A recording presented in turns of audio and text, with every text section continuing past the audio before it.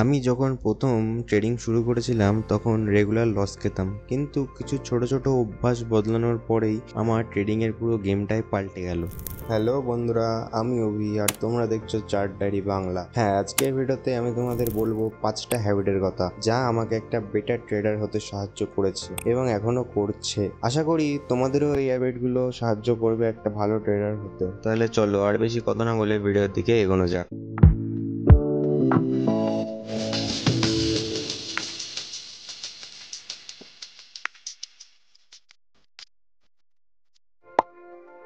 তো প্রথম যে অভ্যাসটার ব্যাপারে আমি কথা বলবো সেটা হচ্ছে লেখা। হ্যাঁ, জার্নাল লেখা। কারণ জার্নাল লিখলে তুমি বুঝতে পারবে তোমার কোথায় ভুল হচ্ছে এবং কোথায় তুমি ঠিক। তার থেকেই তুমি ভুলগুলো শোধরাতে পারবে। জার্নালে প্রত্যেকটা জিনিস লেখো। তুমি কখন এন্ট্রি নিলে, কখন ট্রেডটা স্টপ হলো এবং তুমি কত টাকা কামালে বা কত টাকা লস করলে, এবং তুমি এটাও লেখো কেন তুমি জিতলে বা কেন তুমি হারলে। এরপরে যে হ্যাবিটটার ব্যাপারে আমি কথা বলবো সেটা হচ্ছে একটা স্ট্র্যাটেজি মেনটেন করা। হ্যাঁ, এই কথাটা আমি আগেও বলেছি এবং এখনও বলছি, যে কোনো একটা স্ট্র্যাটেজি বেছে নাও এবং সেটাকেই ফলো করো। প্রতিদিন তুমি যদি একের পর এক নতুন নতুন স্ট্র্যাটেজি ট্রাই করতে থাকো তাহলে সেটা তোমার ট্রেডিং সাইকোলজির ওপরে এফেক্ট করবে এবং তুমি সব স্ট্র্যাটেজিগুলো একে অপরের মধ্যে গুলিয়ে ফেলবে, এতে তোমারই লোকসান হবে। সেই কারণে বলছি, যে কোনো একটা স্ট্র্যাটেজি বেছে নাও এবং সেটাকেই বারবার প্র্যাকটিস করতে থাকো।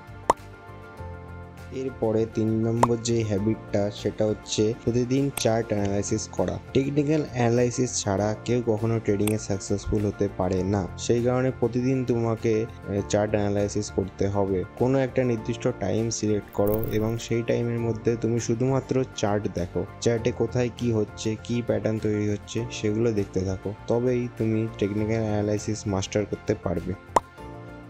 এরপর যেটা নেক্সট হ্যাবিট সেটা হচ্ছে একটা নির্দিষ্ট টাইমে ট্রেড করা। সারাদিন চার্টগুলো বসে থাকলে তো লস হবেই, সেই কারণে একটা নির্দিষ্ট টাইম বা বেস্ট টাইম সিলেক্ট করো যেই সময় তুমি কমফোর্টেবল এবং তোমার ব্রেন ভালো চলে অথবা তুমি ভালো করে ট্রেড নিতে পারো, সেই সময় ট্রেডিং করো। আমি যেমন ট্রেড করলে সকাল 11টা থেকে 1টা অবধি এবং বিকেল 3টে থেকে 5টা অবধি করি, তার বাইরে আমি ট্রেডিং করি না।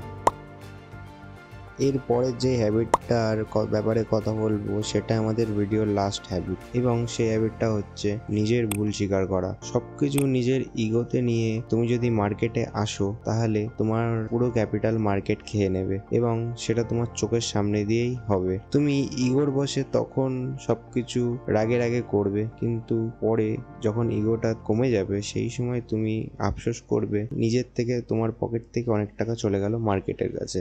সো এই কারণে বলছি নিজের ইগো কন্ট্রোল করা শেখো। মার্কেটে যদি ঢুকতে হয় ইগো রেখে ঢুকবা, কারণ তুমি যদি ইগো নিয়ে মার্কেটে ঢোকো তাহলে আগেই বললাম তোমার পুরো ক্যাপিটাল শেষ হয়ে যাবে তোমার চোখের সামনে দিয়ে। তো এই ছিল আজকের ভিডিও।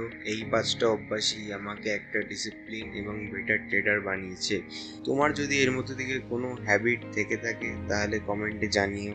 আর যদি ভিডিওটা ভালো লাগে তাহলে সাবস্ক্রাইব করে ফেলো চার্ট ডায়েরি বাংলা আমার এই চ্যানেলটাকে, কারণ তোমার ট্রেডিং জার্নিটা এখান থেকেই বদলাবে। সো আজকের ভিডিওটা এতটুকুই, দেখা হচ্ছে পরের ভিডিওতে।